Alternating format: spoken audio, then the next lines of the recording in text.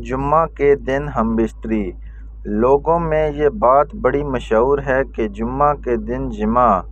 ہم بستری کرنے کی خاص اہمیت ہے، حالانکہ اس بات کے لیے کوئی صریح نہیں ہے۔ اس لیے متعلق ایک روایت ذکر کی جاتی ہے کہ وہ روایت یہ ہے،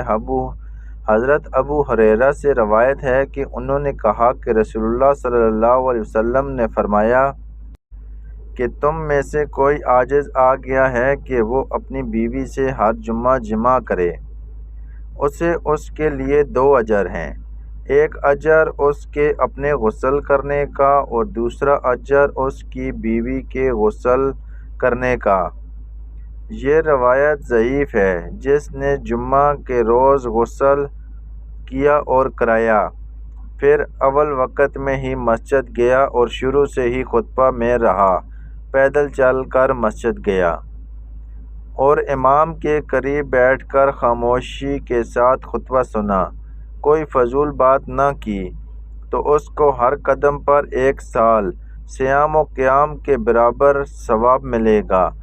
بعض علماء فرماتے ہیں غسل کا معنی یہ ہے کہ وہ نماز جمعہ سے پہلے